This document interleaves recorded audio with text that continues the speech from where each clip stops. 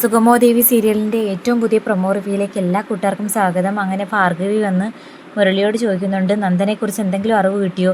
എനിക്കറിയില്ല. നീ ഒന്ന് തിരക്കിയില്ലേ? അതാ പറഞ്ഞ അമ്മ, എനിക്കറിയില്ല. എന്തൊക്കെയോ രഹസ്യങ്ങൾ നടക്കുന്നുണ്ട്, അതെനിക്ക് ഉറപ്പാ. മുമ്പ് നന്ദൻ ഒരാളെ കൊന്നു എന്നൊക്കെ പറഞ്ഞില്ലേ, ഋഷിയെ? അന്ന് നമ്മളിൽ നിന്നും എല്ലാം മറച്ചു വെച്ചില്ലേ, അതുപോലെ ഇപ്പോഴും എന്തൊക്കെയോ രഹസ്യങ്ങൾ ചന്ദ്രോത്ത് വീട്ടിനെ ചുറ്റിപ്പറ്റിയുണ്ട്. ദേവികയോട് എന്തെങ്കിലും ചോദിച്ചു കഴിഞ്ഞാൽ വാലും തുമ്പിക്കൈയും ഇല്ലാത്ത എന്തെങ്കിലും മറുപടി പറയും.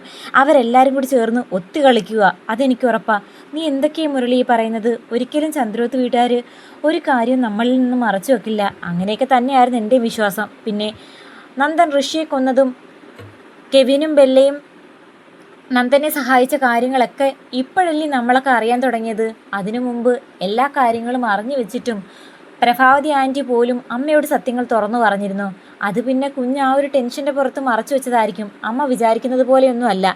എല്ലാവരും കൂടി ചേർന്ന് മറ്റെന്തോ നാടകം കളിക്കുക, അതെനിക്ക് ഉറപ്പാണ്.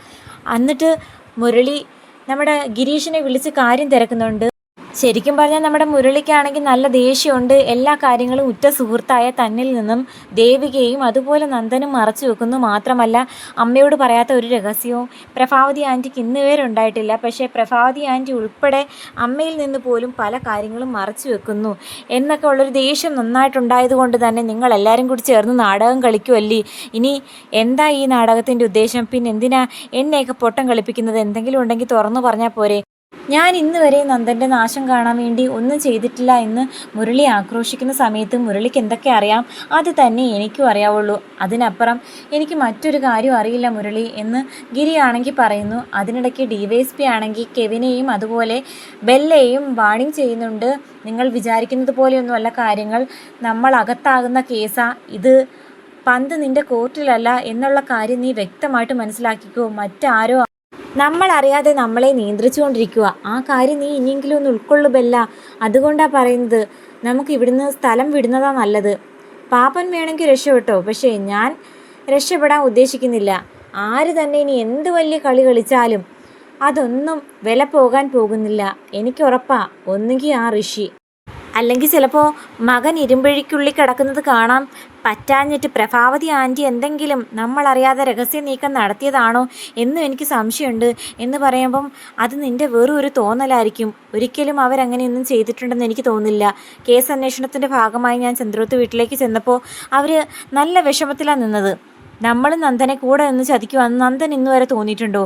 അതുപോലെ നാടകം കളിക്കാൻ പ്രഭാവതി ആൻറ്റി കഴിഞ്ഞിട്ടേ ഉള്ളെന്ന് എനിക്ക് പലതവണ തോന്നിയിട്ടുണ്ട്.